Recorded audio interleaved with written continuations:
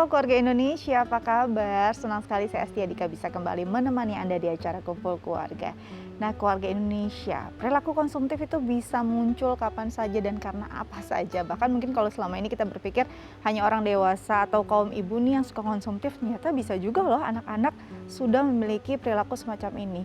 Ini dari mana sih asalnya? Kenapa bisa terjadi perilaku konsumtif pada anak sejak dini? Ini akan kita bahas bersama psikolog kita, ada Mbak Ayu Sutomo. Langsung kita sapa yuk.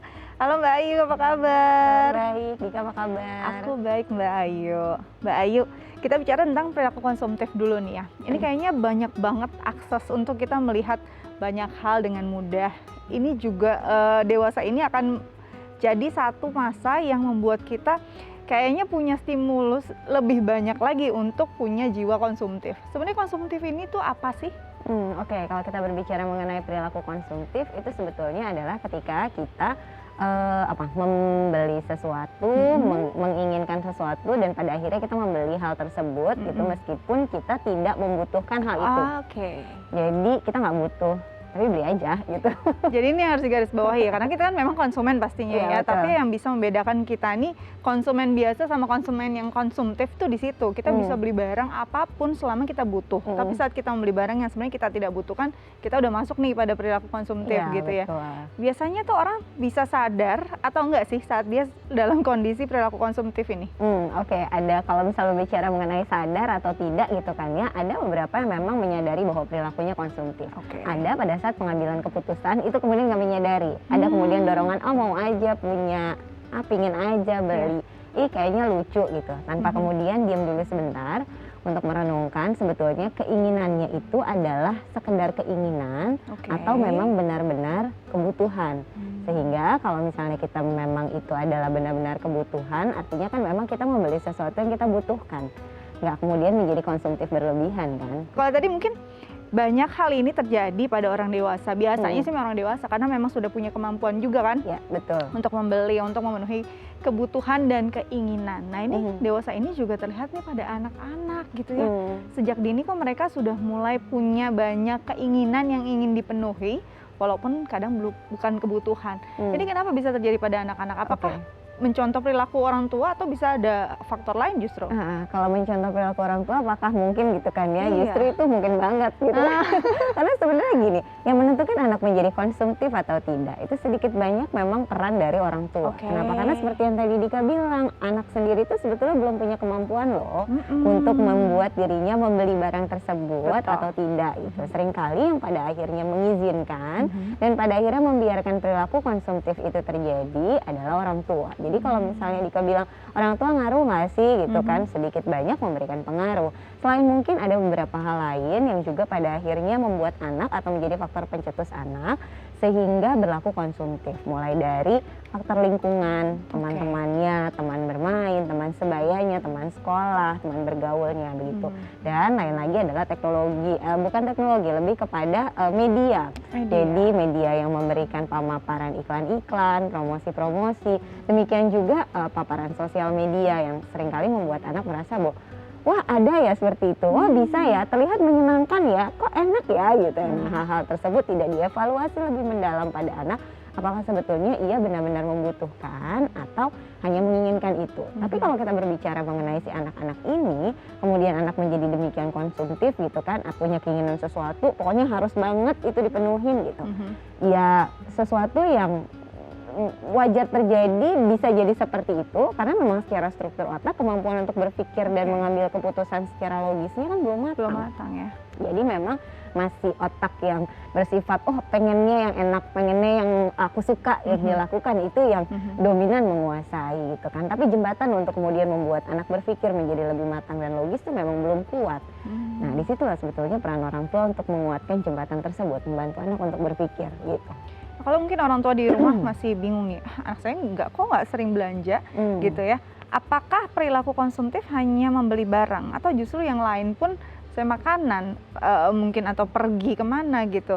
Itu juga perilaku konsumtif Mbak Ayu. Kalau dibilang makanan itu kan sama juga membeli ya. Sama Kemudian ya pergi keluar sebenarnya. kemana menghabiskan sesuatu yang Yes. kemudian spend money gitulah. Menghabiskan sesuatu yang pada akhirnya kemudian kita ngerasa kita benar-benar butuh nggak sih untuk Ya. pergi ke tempat tersebut, Betul. untuk pergi ke atau menikmati pengalaman tersebut gitu kan.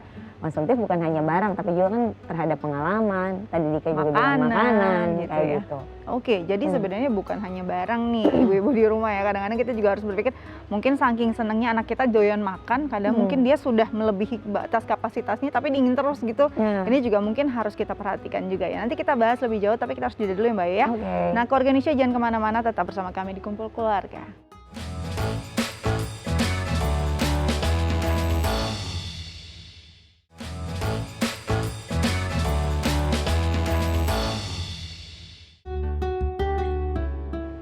Ya, keluarga Indonesia kembali lagi di Kumpul Keluarga, masih membahas tentang perilaku konsumtif pada anak sejak dini. Nah, kita akan ngobrol dengan narasumber kita, ada seorang ibu dan juga putrinya, ada Ibu Nia dan juga Kirana. Langsung kita sapa yuk.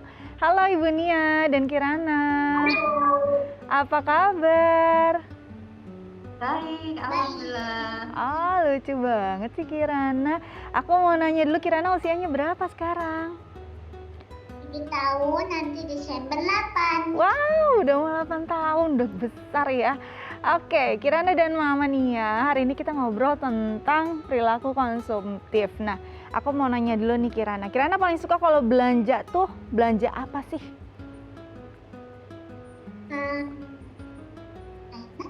Mainan? Terus apa lagi? Makanan. Sama baju, mungkin baju suka nggak belanja baju? Atau biasanya sama Mama? Tapi lebih banyak makanan ya kira. Makanan, oke. Ada nggak sih biasanya kalau Kirana lagi pengen banget nih sesuatu nih, tapi Mama masih larang nih, tapi Kirana rasanya pengen banget terus ngambek, pernah nggak kayak gitu? Pernah? Apa biasanya? Barang apa yang Kirana tuh pengen banget tapi Mama masih larang? Kirana pernah beli apa ya? Beli apa? Mainan kali ya? Oke, ini biasanya gitu nih kalau mainan, nanti dulu ya. Mama mau tahu nih, Mama Nia biasanya Kalau Bunda gimana kalau Kirana beli mainan, Bunda bilang apa? Nanti aja kalau udah gajian. itu emang senjata paling ampuh untuk anak-anak, nanti aja pas gajian. Biasanya ditagih nggak nih Mama Nia setelah gajian sama Kirana? Ya, lanjutin lagi tuh. Oke, Mama Nia, kalau kita bicara tentang perilaku konsumtif sendiri, biasanya Mama Nia sendiri membatasi nggak sih berapa mainan yang dibeli oleh Kirana, terus mengajak diskusi kah untuk mainan yang diinginkannya? Iya, kalau untuk mainan ya, apa namanya sudah dijatah biasanya Mbak. Tiap awal bulan tuh kalau ayahnya udah gajian tuh biasanya boleh beli mainan, budgetnya segini. Terus mainan apa yang dia mau aku lihat dulu. Kalau misalkan dia pernah beli, terus dia beli lagi kan ngapain? Terus apa namanya? Kadang mainannya tuh suka gampang rusak, jadi mendingan yang apa? Yang mengedukasi gitu ya Dek ya, yang ada ilmunya gitu ya Nak. Terus kalau mainan sih lebih bisa diatur ya belanjanya. Tapi kalau makanan nih dia lebih konsumtif. Ah, oke.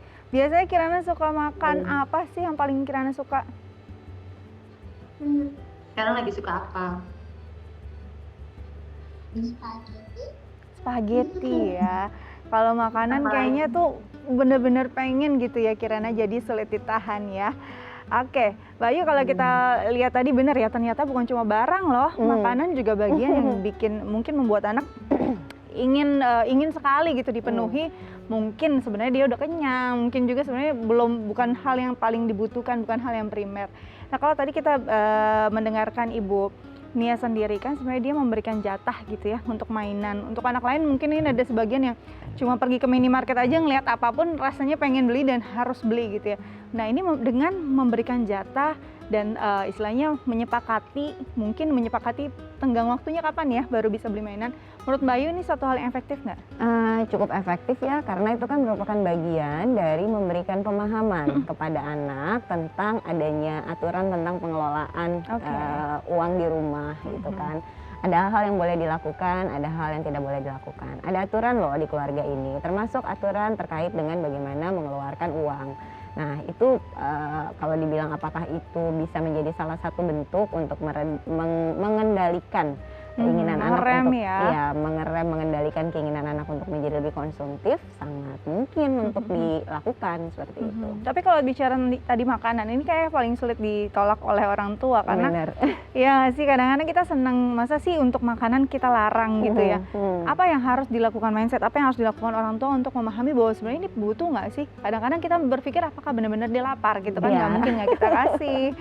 Gimana tuh Mbak Ayu? Serba salah ya, karena kalau misalnya dilarang, masa makanan aja dilarang. Apalagi ntar anaknya mungkin punya problem yang susah makannya, memilih-milih sesuatu apa yang mau dimakan, sehingga kalau anak mau beli jajan gitu kan ya, rasa-rasanya udah dipenuhin aja. Apalagi kalau kemudian mungkin ibu atau orang tua punya pengalaman anaknya pernah sakit karena telat makan, atau ada kondisi-kondisi yang tidak menyenangkan lain terkait dengan kebiasaan makan gitu kan, sehingga kalau anaknya minta beli sesuatu gitu kan terkait dengan makanan tersebut, rasa-rasanya ingin segera untuk dipenuhi gitu.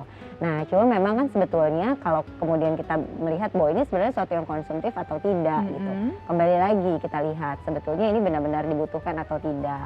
Kalaupun kemudian oh ya ini bentuknya makanan, apakah benar-benar di rumah tidak bisa untuk menyajikan jenis makanan yang sama. Kalau kemudian anak maunya tetap yang jajan gitu kan di luar gitu, makanan di rumah tidak untuk dimakan gitu, coba untuk re-evaluate gitu. Kenapa sih, apa sih yang dicari dari kemasan jajan tersebut gitu, kebutuhan apa yang kemudian terpenuhi dari membeli makanan di luar tersebut, apakah rasanya, apakah kemudian variannya, apakah kemudian memang suasananya gitu kan. Nah hal-hal tersebut yang coba untuk dipahami, dan kemudian kalau mau melatih untuk sedikit-sedikit mengurangi, maka coba substitute itu dengan dipenuhi oleh apa yang disiapkan di rumah. Ibu Nia, pernah nggak sih Kirana meminta sesuatu mungkin belum bisa dipenuhi saat itu, akhirnya dia ngambek ataupun tantrum? Ini pernah tidak, dan ibu bagaimana menghadapinya? Kalau tantrum itu umur 4 tahun, 4 tahun, ya 3, 4 tahun, 5 tahun gitu deh Mbak. Kalau sekarang sih udah mendingan, nggak marah, cuman lebih ke nggak ngambek Kirana, cuman lebih lembut aja kayak Bunda aku mau ini, nanti aja ya Dek, ya udah nggak apa-apa gitu. Cuma kan nadanya kayak yang jadi lebih sedih gitu ya. Ya udah nggak apa-apa, aku nggak lapar kok gitu kan. Gimana ya, kasihan gitu kalau nggak diturutin gitu. Marah sih enggak, cuman gitu aja nadanya, bikin kita nggak tega gitu. Bikin nggak tega gitu ya, karena anak selalu punya akal dan juga tahu orang tuanya akan memenuhi keinginannya dengan apa ya. Kalau dengan nangis nggak bisa, mungkin dengan cara lain ya nggak sih Mbak Ayu? Nggak, sebenarnya kalau melihat apa yang dilakukan Kirana gitu kan, sebetulnya Kirana udah cukup memahami bahwa oh ini nggak boleh. Kalaupun kemudian Kirana menyatakan kekecewaannya dalam ucapannya gitu, yang dipersepsikan oleh ibu, wah kecewa gitu kan, sebenarnya nggak apa-apa loh Bu, sedikit anak merasakan emosi negatif sesekali 2 kali, karena dari situ sebetulnya anak juga belajar bagaimana ia mengelola emosi negatif atau mengelola sesuatu hal yang mungkin tidak ia harapkan terjadi di luar lingkungan rumahnya. Karena sebagai orang tua kan kita nggak pernah bisa menjamin bahwa anak-anak kita akan mendapatkan sesuatu yang memang benar-benar sesuai dengan yang dia harapkan pada saat nanti keluar dari rumah. Kalau kemudian dari rumah kita tidak melatih anak untuk merasakan pengalaman tersebut, dan kemudian setelah anak merasakan kita membantu ia untuk melewatinya, sehingga ia punya cara dan terlatih untuk menghadapi itu ketika dia ada di luar nanti tidak bersama dengan kita gitu kan. Itu kan memang harus dilakukan gitu. Jadi it's really okay kalau misalnya dia bilang oh ya aku nggak apa-apa kok gitu, Cuma aku bisa memahami sih ketika orang tua kadang-kala kita kan nggak mau yang ngelihat anaknya sedih gitu kan. Duh kok mukanya jadi nelongso banget. Justru dengan itu kita malah jadi lebih kasihan gitu. Cuma mengingat bahwa kita sebagai orang tua juga punya peran untuk mengajarkan anak bagaimana merasakan pengalaman emosi negatif dan membantu anak melewati itu. Jadi sesekali ya nggak apa-apa. Nggak apa-apa ya. Oke, nah Ibu Nia di sini kan ada psikolog kita. Mungkin ada yang ingin ditanyakan nggak terkait tema kita hari ini? Silahkan. Ya, jadi gini, Kirana itu kenapa dia lebih konsumtif ke makanan? Karena waktu dulu dia pernah sakit, ada masalah sama lidahnya, jadi nggak bisa ngunyah yang macem-macem. Nah setelah itu dia jadi picky eater. Nyambung nggak sih sama picky eater si anak konsumtif ini? Oke, jadi ada pengalaman tadi sempat disinggung juga ya Mbak Ayu Iya, ya? iya, benar-benar. Biasanya memang ada pengalaman tertentu yang kemudian membuat apa jadi sakit atau kondisi tertentu yang dirasa oleh ibu membuat rasa khawatir sehingga dari ibu ingin memberikan ya udah yang penting makan yang dia suka sehingga kemudian karena kan yang makannya milih. Jadi apapun yang diminta gitu kalau bisa diberikan atau kemudian dipilihkan. Nah, tapi coba lihat sekarang karena kan kondisi fisik dan psikologis itu berkaitan satu sama lain. Apakah sekarang kondisi fisiknya sudah cukup baik atau kondisi indera pengecapannya, lidahnya sudah cukup baik untuk bisa menerima berbagai jenis makanan. Kalaupun memang secara gimana ya? Biar dia soalnya ini susah banget. Oh, cara pelan-pelan ya. Tadi kan Cara dari pikinya pelan-pelannya. kan, sekarang mungkin udah lumayan lebih baik. udah biar lumayan nggak lebih terlalu baik, terbiasa tapi seperti gimana itu. pelan-pelannya gitu kan ya. Yang bisa dilakukan satu, mulai perkenalkan dengan ragam jenis makanan.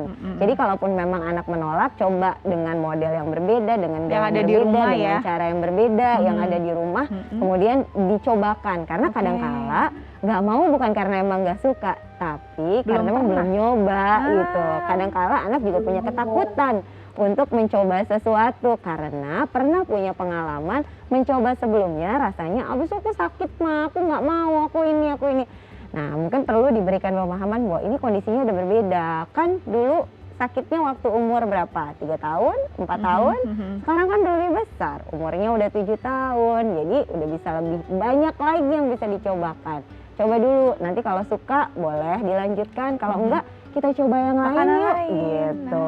Ditambah lagi diskusi-diskusi tentang nanti kalau ketemu dengan banyak teman-teman gitu kan ya, ketemu dengan ragam teman, nanti disajikan makanannya beda-beda loh. Kalau nggak latihan dari rumah untuk coba ragam jenis makanan, nanti pada saat acara, pesta, nanti sulit cari makannya. Kita udah bisa tuh diajakin ngobrol-ngobrol yang kayak gitu.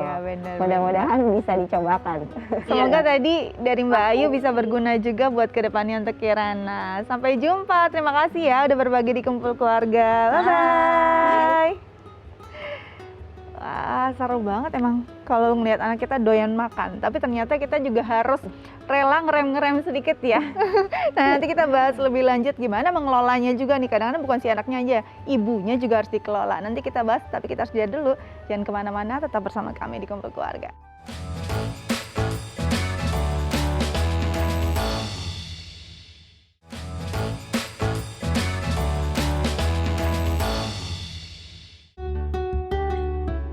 Ya, kembali lagi di Kumpul Keluarga masih membahas tentang bagaimana ya ketika anak kita tuh konsumtif gitu sejak dini. Mbak Ayu, kalau tadi kita ngobrol di segmen sebelumnya banyak macam memang, ada yang mungkin mainan. Tadi kalau Kirana sendiri makanan gitu ya.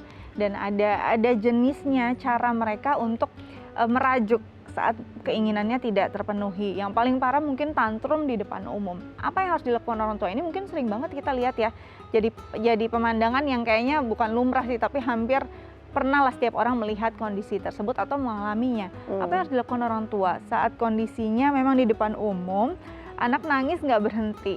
Di satu sisi mereka pasti panik, kedua malu juga sama orang sekitarnya, ketiga tapi masih harus mendidik si anak terhadap kondisi ini. Apa dong yang harus dilakukan? Kalau dalam proses untuk memang mengajarkan anak supaya tidak konsumtif terhadap satu hal, satu barang, ya yang pertama harus dilakukan adalah mulai dari mindsetnya orang tua dulu. Bahwa kalau nggak boleh dan sudah disepakati tidak boleh, artinya adalah tidak. Nah, yang kedua yang harus dilakukan oleh orang tua adalah tetap tenang, karena semakin orang tuanya ikutan bereaksi, biasanya pun tantrumnya akan semakin heboh. Heboh ya. Jadi yang kedua adalah tetap tenang. Yang ketiga, bawa anak ke tempat yang aman. Yang aman itu artinya adalah tidak berbahaya untuk dirinya dia dan tidak juga berbahaya untuk lingkungan Orang di lain ya. sekitarnya. Kadang-kala bentuk tantrum tuh ada yang sambil ngambil, lempar atau apa segala macam. Setelah itu berikan anak untuk luapkan emosinya. Jadi kalau emang mau nangis ya udah nggak apa-apa, nangis aja dulu gitu. Sampai ada waktu kelihatan sudah jauh lebih tenang, kita coba untuk dekati dengan mata yang sejajar. Artinya kita ikutan nunduk kalau dia memang, karena usia kan biasa anak-anak kan. Kemudian peluk, kalau memang dia mau untuk dipeluk ya dipeluk, kemudian diusap-usap gitu kan sampai dia kemudian merasa tenang. Setelah tenang gitu baru kemudian diajak bicara. Kenapa sebetulnya gitu kan kita melarang untuk membelikan hal tersebut gitu. Kenapa kita kemudian tidak mengizinkan untuk ia membeli lagi barang tersebut? Sampaikan itu gitu. Karena kuncinya sebetulnya di situ. Karena kan sedang membentuk perilaku. Pada saat proses pembentukan kadang-kala ada hal-hal yang menantang. Nah, tantangan itu yang harus dihadapi sama orang tua. Gitu. Oke, ini tantangan ya buat kita ya. Tapi yang sering banget kita mungkin dengar nih ya saat anak kita mungkin melakukan suatu hal, namanya juga anak-anak. Itu ungkapan yang akhirnya memaklumi semua hal yang sebenarnya nggak lumrah gitu ya. Nah, sebenarnya efeknya jangka panjangnya ada nggak sih Mbak kalau kita membiarkan itu dan kita cuma menganggap ya sudahlah ini tingkah laku anak-anak. Jadi kalau misal memang kita tidak kemudian mengajarkan anak untuk memahami aturan, itu kan sebetulnya aturan dan kesepakatan ya. Dari kecil maka sulit bagi dia juga untuk kemudian beradaptasi dengan aturan-aturan yang ada di luar pada saat ia dewasa. Efeknya apa buat anak? Ya banyak. Anak kemudian merasa bahwa dia adalah yang paling penting sehingga semua-muanya harus dipenuhi. Kemudian dia juga tumbuh menjadi individu yang mungkin sulit sekali untuk membedakan apa yang namanya kebutuhan dan apa yang namanya keinginan. Kemudian sulit bagi dia untuk melatih diri, menunda keinginan untuk sesuatu yang lebih besar. Padahal kan hal-hal seperti itu nggak kelihatan secara nilai kayak nggak kelihatan loh ini skornya berapa gitu kan. Betul. Tetapi itu sedikit banyak berpengaruh terhadap bagaimana anak bersikap, bagaimana kemudian anak bersikap di sekolah, bersikap di pergaulan, yang sedikit banyak akan mempengaruhi bagaimana keberhasilan anak kita di kedepannya. Gitu. Oke, kalau perilaku konsumtif ini masih terus berlanjut sampai mungkin remaja, sampai nanti akhirnya dia punya kemampuan untuk memenuhi kebutuhannya sendiri. Apakah ini akan jadi satu hal yang terus ada, menahun, bahkan jadi wataknya, atau sebenarnya berlahan waktu ini bisa hilang gitu? Ada potensi untuk bisa terus-terusan seperti itu karena kan sudah dari kebiasaan, sikap akhirnya kemudian menetap menjadi dirinya yang seperti itu. Tapi ada juga kemungkinan mungkin tidak lagi akan seperti itu dalam artian berkurang atau kemudian karena sudah hilang, mulai gitu. dengan uangnya sendiri. Karena udah mulai dengan uangnya sendiri gitu ya. Tapi kadang-kala ada beberapa juga yang memang pada akhirnya kesulitan untuk melakukan self control karena memang ya dari dulu tidak dibiasakan untuk melakukan self control kayak gitu. Oke, apalagi mungkin kalau satu udah remaja sudah dapat tanggung jawab mengatur pengeluarannya sendiri, ini akan jadi masalah yang cukup serius saat dia uang mingguannya sudah habis di tengah minggu gitu ya karena memenuhi keinginan bukan kebutuhan. Oke, semoga ini bisa berguna untuk keluarga Indonesia di rumah, untuk anak-anak juga bisa lebih hemat, lebih berbudaya humanis juga mungkin ya saat kita mau membeli barang atau memenuhi kebutuhan. Mbak Ayu makasih banyak ya sudah berbagi bersama kami di Kumpul Keluarga. Tetap jaga kesehatan ya biar bisa terus berbagi. Oke, keluarga Indonesia, itu dia tips dari Mbak Ayu, semoga berguna untuk keluarga Indonesia di rumah. Kita harus lihat lagi nih saat mau memenuhi semua apa yang kita inginkan benar-benar dibutuhkan atau enggak. Kalau enggak ya lebih baik kita nabung aja biar untuk masa depan anak ya. Saya Astia Dika pamit undur diri, sampai jumpa.